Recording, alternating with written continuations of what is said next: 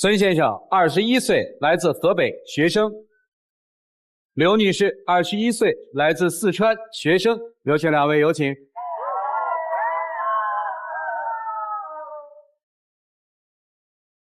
欢迎两位。小刘是想分手是吧？嗯，对。因为他的异性缘太好了是吧？嗯，对。就到现在我就发现，其实他那些异性朋友要比我重要。你能给我们举例子，一条一条来说吗？哈。就他经常说那个不陪我打游戏了，想早点休息啊。但是我第二天经常就会发现，看他那些游戏记录，他就带着别的女生背着我打游戏。你不是跟他说你要去睡觉，为什么跟别人打呢？那个女生是我的同学，真的只是朋友而已。所以问一句挑拨离间的话啊，带他打游戏好，还是带其他的女性打游戏好玩啊？带他打游戏好玩。真的吗？真的，因为跟朋友打，我也怕他生气，就经常拉着我室友一起打。哦，听明白了，心里还有些忌讳呢，是吧？对。但是我每次只要我发现了，他就跟我解释，然后翻来覆去也总是那几个借口。啊，除了打游戏之外还有什么呀？就他们那个，他们专业大3要有一个个人的作品展，毕竟4年就只有一次嘛。然后我就想着他这么重要的时刻，我当时就还化了妆，就我平时不怎么化妆的人。挑了一条就挺好看的裙子，然后也提前好几天就给他订了一束花，就准备过去给他一个惊喜。我也没想到啊，就到了现场他就没搭理我，就远远的跟我招一下手。我招手就是在跟他打招呼，只不过是当时在聊些事情，聊完之后我就想去找他来着，结果我那老师和我的那些哥们儿们都来了，我就带他们去介绍一些作品什么的，然后就把他给忘了。忘了哈，真的是忘了，忘了更可怕。然后我一个人就在那现场，我谁都不认识，就抱着花在那站着，还特别尴尬，也不知道干嘛。就我最后就走了，这些想法也没有实现啊，挺遗憾的，也挺伤心啊。这个听起来好像还没有说到你说的那个所谓对异性超过对你的那个好的那一部分，说说那些好不好？就那些比较重要的日子，他确实对他异性朋友太过于关心了，就已经超过对我的关心了。什么意思？就我过生日，我们俩已经买好那个电影票了，然后他就忽然跟我说他去不了了，有事儿。干啥？我想着他有事儿肯定有急事儿呗，我就赶紧让他去了。就没想到他第二天就跟我说去接了一个学姐。接学姐那是因为那个学姐她飞机延误了，就是很晚才到这边来，然后我就去接了她，是完全是出于好心。那天我过生日，你就把我放在一个什么地方呀？是一开始我们约的时间是下午，他到这边来，我就可以直接去接他，不耽误晚上看电影、吃饭什么的。但是结果没想到飞机就延误了，既然答应人家了，就不能放人家鸽子。不是，为什么学姐来要让你接呢？她是我部里边的学姐，这个有什么活动啊，有什么事情就聊得比较多。回来的时候就跟我说了她的行程。哦，是你主动要去的？是我主动要去的。那你跟人说一声，你说去不了了。我现在接不了，女朋友过生日不就完了吗？我是担心她想很晚到了这边之后，她一个女生打车就有点不安全，才去接的她。好吧，这个当然对女生来说是说不过去的，对吧？马上就会比较，我不如别人重要，对不对？还有什么重要的让你难受的事儿吗？然后就1周年的时候，不仅没什么表示，还晚饭都没陪我一起吃，又去陪一个什么学姐吃的饭。也不是说是陪，是请她吃饭。因为我找那个学姐有事儿，想请她帮忙，然后就请她吃了个饭。忘了那天是你们1周年了是吧？也不是说忘了，就是那个学姐她也是，就是时间赶得比较急，她第二天就要走，趁着这个时间就赶紧就是想请她帮忙，然后那个请她吃个饭。所以你的解释都是寸在一起了是吧？真的就是赶在一起了。不只是这些重要的日子，就平平淡淡、普普通通的一天，就朋友有什么事儿，他就立马就冲在前面，就把我的事儿就给忘在脑后了。比如说呢？就我期末是要收拾行李回家，就我想着就是让他过去帮我搬一下。就我们俩都走到那寝室楼底下了，他自己蹭一下子窜出去了，帮一个女的在那搬东西，就忙这忙那的，把我自己又晾在那儿了。看一个弱小的女生就搬了很多行李，就感觉就出于好心去帮一下。那个女生你认识吗？不认识。而且他帮完那个女生，他就忘了正经事儿了。我拽他过来就是让他帮我搬东西的，他就把这事儿给忘了。后来你的东西谁搬的呀？我自己拎下来的。我是真忘了，就是当时我记得是他跟我说的是他先回去收拾行李，我想就是他收拾完了之后我再来帮他搬，帮那女生搬完东西我就回去睡觉了。就因为这个我还定了个闹钟，结果我闹钟响了之后给打电话，他都已经到家了。可以，你心真大。我觉得还有另外一点，就是异性对他来说太重要了。啊，重要。对，尤其是他那个发小青梅竹马的那个女孩，就只要我们俩出去，他家人就会一会儿来一个电话。他跟他那个青梅竹马一起出去，他们家里就不会问这些。在学校周边玩是吧？他家人不放心，但是放心他跟他发小是吧？你见过他那个发小吗？他来成都旅游见过一次。哦，怎么样？3个人一起吃了一顿饭。就吃着饭，我们俩也认识了一下，就加了个微信。我没想到他那个朋友圈第一条，就他们俩特别亲密的合照，然后那女的还配了一段字，就什么啊，谢谢亲爱的来接我。就我想着他们俩不是发小，不是好朋友吗？怎么就亲爱的了呢？那个是因为我跟发小相当于是世交，就从小长到大的，然后就互相都知根知底的，我就把她当作是自己的妹妹，她把我当哥哥，我就觉得她当时拍照片就想我来接她，就相当于是那种好玩嘛，就让她发了，我也没在意那么多。那你不在意？要是我有个男闺蜜啊，我们俩也拍一张就那种特别亲密的照片，我再发一个什么亲爱的，你怎么想呀？而且第2天我跟他原本约好了去图书馆复习，就我有一个挺重要的一个专业的那个考试，然后他也答应了。他那个青梅竹马那个姑娘给我发了个微信，说让他陪着去市区转一下景点，然后我也就同意了，他俩去转景点。就转着转着景点，就不知道怎么2个人跑到酒吧去了那种地方。吃饭的时候他说想去酒吧，就想去玩一下，我就陪他去了。不是，然后你还给我搞失联。不是，就是单纯的是去哥哥带妹妹去玩一会儿，然后也失联是因为真的是手机没电了。然后后来我那个2点多的时候不是给你打电话说那个我俩喝了酒，然后我先把他送回酒店，我就自己再回寝室嘛。就你还好意思说半夜2点多给我打电话，就上来第一句话就问我，那个你知不知道哪个牌子的解酒药好呀？我这个发小是喝醉了，就我当时还重感冒，然后我就顺便让他帮我带个感冒药。我没想到他第2天就竟然忘了。当时满脑子想的就是赶紧把他喝多了，这样的就是先让他清醒一下，然后就光只买了那个醒酒药，感冒药给忘了，真的是给忘了。是，今天我听你解释用的最多的就是忘了，这你都忍了是吧？就除了这些吧，第2天我没想到我还发现一件更过分的事儿啊！什么事儿呢？然后我还是就无意间还是刷朋友圈，又看见那女生发了个照片，就他们俩竟然去泡温泉了，然后那个照片还特别亲密。不许说这是哥哥带妹妹啊，这个换个说法，那这个就是这个家里人一起去泡温泉。真的，我当时就真的没想这么多，就是他想，就是当时那时候有个特色温泉，他想去泡，然后我就想来都来了就别白走嘛。你跟我说实话，发小喜欢你吗？不呀，就我们俩是互相嫌弃的那种，因为是从小长到大，对方是啥人都知道，然后就是我喜欢什么样的，他知道，他喜欢什么样的我也知道，就是互相。他不是你的菜是吧？对，在你心里你们俩是特别纯洁的男女之间的情感，是这意思吧？对。那个女孩发的那张照片就很容易让人误会。啊，什么样的照片？他也完全没有考虑过我的感受，我看见那个照片我会有什么想法？太亲密了，普通朋友不可能那样啊。所以压倒你们这段感情最后的稻草到底是什么呢？你看这些你不都忍了吗？什么事儿促使你才要跟他分手呢，姑娘？就我一直以为他是特别喜欢我的，我以为我是那个不一样的人啊。就我们大4了，然后也会经常说一下未来的规划什么的。他未来的那些计划里面完全没有我。这个就他想去北上广那些大城市啊，但是我确实想留在四川。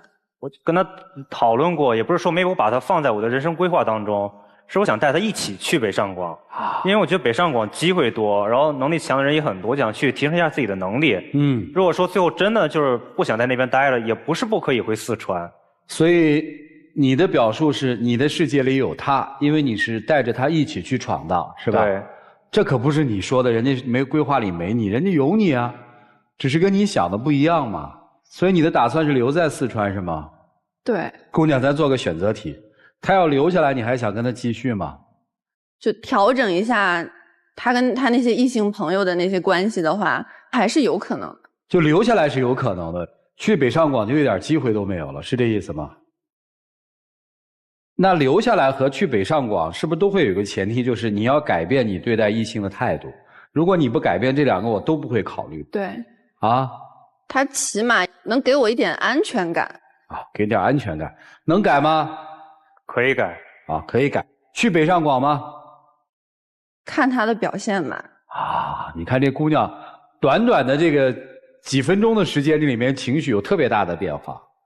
她说那个男生的那些的时候，说的特别平静，直到说这个男生在男生的规划里没有她的时候，她变得，你看到了哈，她开始有那种冲动和难受，是哽咽的，是动情的。我问她到底怎么着的时候，先决条件是改了，去哪儿都无所谓，她还乐了。也就是说，其实她去不去北上广，未来的发展可能很重要，但是对你来说，在这段情感当中，最重要的是她如何处理跟异性的态度。是想挽留啊？挽留。我对他们好，就真的只把他们当朋友。在我心里会有一条线，就是他们只是朋友，而他就是我最想要守护的那个人。那你能为他留在四川吗？如果说到最后真的他不想走的话，我可以选择一个离四川近的城市。那就为啥不能是四川呢？可能是待得久了，就不想在四川待了吧。你们在哪儿？成都读书啊？对，挺美的一城市，多好啊！我是一个北方人，就可能有点不太习惯那边。那离成都比较近的城市是哪一座呢？武汉。挺奇怪的啊。那你是不喜欢这个城市，还是不喜欢这个城市里的姑娘呢？都喜欢，但是都喜欢，我的妈呀！就是你像在一个地方待久了之后，总想是出去闯一闯那种心态。明白。我希望一个更广阔的天空。其实说白了，好了，这段情感，老师们又有怎样的建议呢？让我们一起进入丘比特问卷。今天女生提出的所有质疑，你只用了一个理由，就是我忘了。忘了这件事情，其实是一个男人最敷衍的借口。就他不想找借口的时候，他又说我忘了。姑娘，我跟你说，他在说这个城市的时候，和在说和你的感情是一模一样的。我很爱，但我更想去看看，因为外面还有更多的可能性。这让我真的有一些费解的是你有没有觉得你自己的底线在一步一步的退让？你从一开始的时候我要全部的爱，到后来退让到我要大多数的爱，到现在你可能退让我要一点点的爱，而他现在愿意给你的或者表露出来的就是那么对你有一点点的爱。所以我要提醒你一件事情，就是你对于爱这件事情是要有标准，就是我找一个男朋友他做了什么才算是我能够接受的那种爱。你想要的东西究竟是什么？我需要体会到的那种爱是哪一种爱？好好想一下，就这样。好，谢谢陆琪老师。我本人非常反感这个异性之间叫什么哥哥呀、妹妹啊这种。成年人和小孩子之间，我认为最大的区别其实就是有界限感。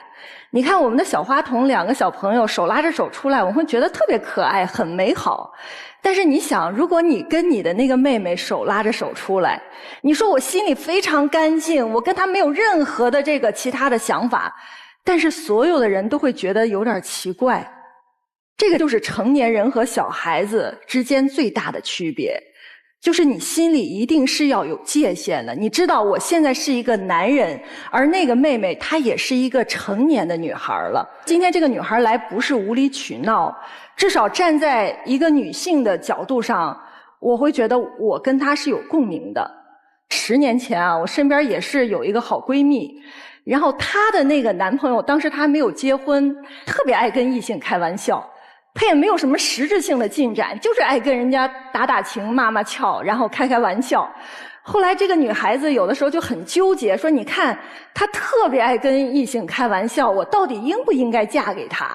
当时我们身边很多朋友也就说了，说她也就是开开玩笑，她到点就回家，她也没有很多实质性的行为，应该没多大事儿。后来这个姑娘也就跟他结婚了，但是这么多年结婚下来，他始终都不开心。通过这件事情，我始终在反思啊，在我们的爱情当中，其实折磨我们的真的不是那些大是大非的问题，真正折磨我们的就是每天一点一点的这些小节。就是他的这个习惯他改不掉，但是在我们生活当中我们又不得不每天去面对它，这其实才是最伤人的。所以我觉得女孩子今天你到了一个选择的关口，如果选择跟他继续在一起，那也可能意味着你这辈子就要接受他有可能身边就是异性缘好，就是有很多的异性朋友，你不接受也没办法，因为他的性格可能就这样，他就改不掉了。接下来的几十年跟他在一起，天天折磨自己吗？如果这个爱情当中很多的这种小刺儿一直存在，一直时不时的冒出来扎你一下，这个感觉是会非常难受。我建议你好好的考虑一下这段感情。好，谢谢苏老师。来，曲总。男生，我问你一下，你对其他男性朋友也是这么热情吗？对。所以女生啊，她对人热情是她的个性，她对异性温柔也是她的个性。其实她有异性缘也好，喜欢她或者觉得她不错的女生多也好，这都不是问题。但是问题的最关键在于，她一点也不在乎，她心里没你。因为很多事情我们就怕比，当每一次你的女朋友放在了和你的异性朋友同等的情况下，你都是选择了你的异性朋友，而且你也知道女方的感受是非常不好。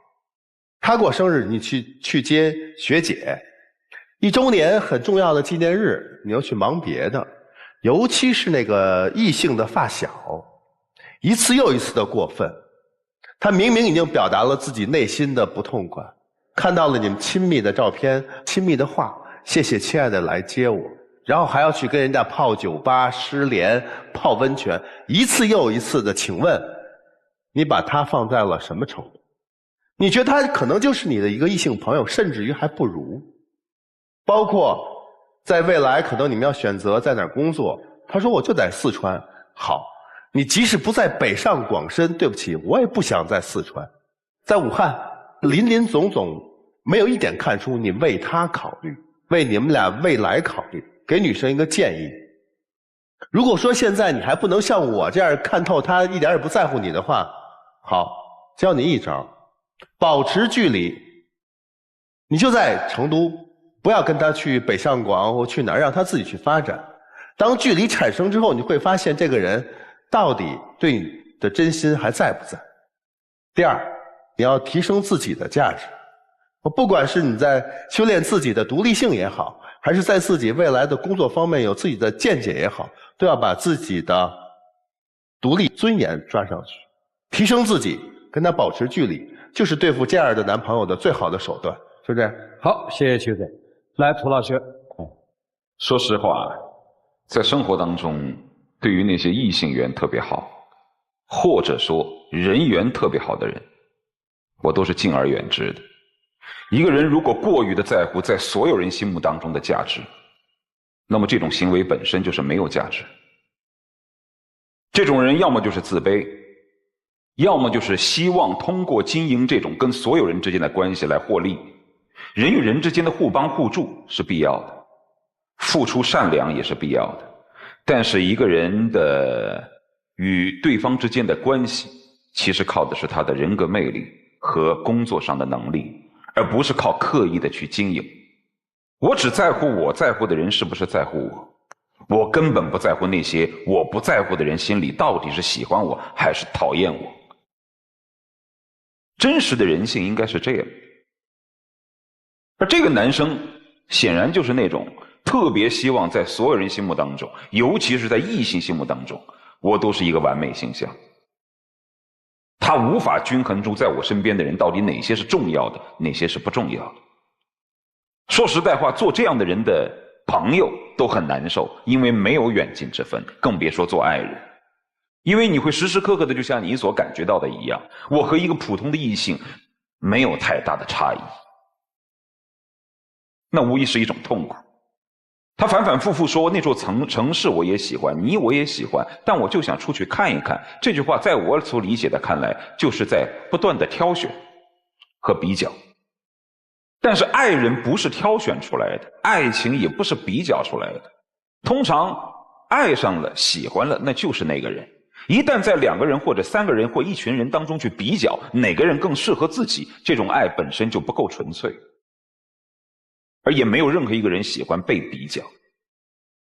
我不知道这个男生将来会发展成怎样，但到目前为止，我觉得他是那种在所有人心目当中的那种价值，在他心目当中是最重要的，而并不是你。在自己的人群当中，亲疏有别，工作和普通的朋友也应该有所分别，而不应该是一视同仁的。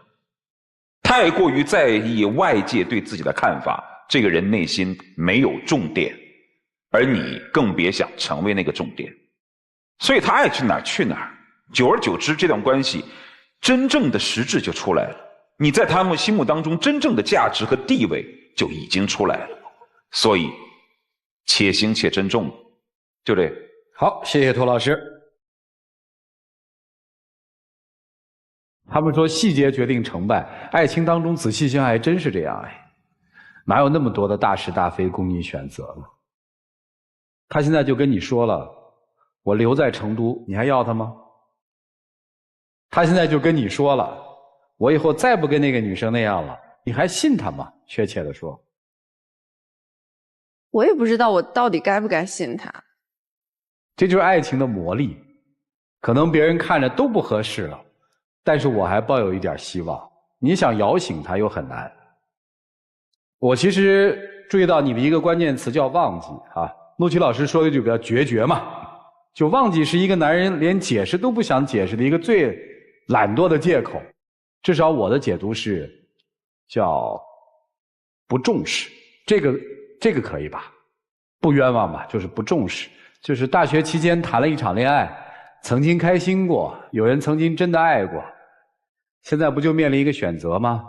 继续还是结束吗？主导权不在你手里吗？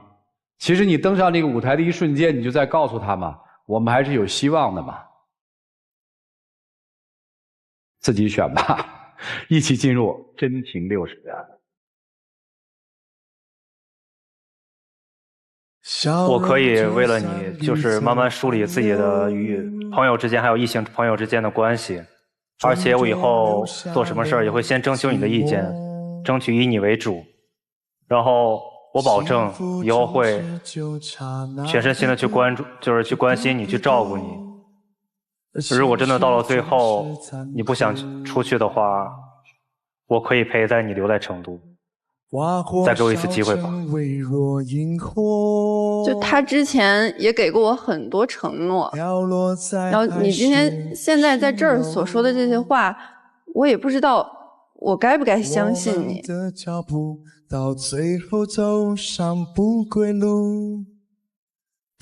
我是值得你相信的。不在乎这条路陪你一起吃苦，至少能拥抱你的温度，就算被放。好啦，这谈个恋爱弄得这么沉重干嘛？好像世界末日了一样。回去吧，回到门里去吧，好好想想吧。请回，谢谢你们啊。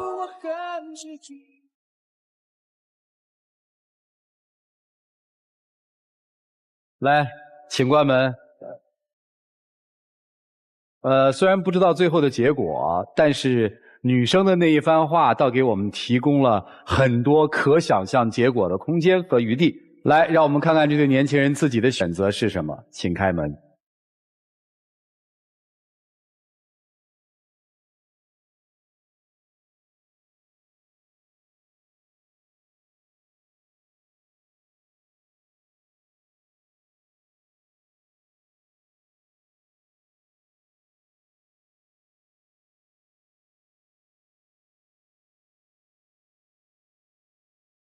有一种悲伤，是你的名字停留在我的过往，陪伴我呼吸，决定我微笑。真的他不出来心里难受吗？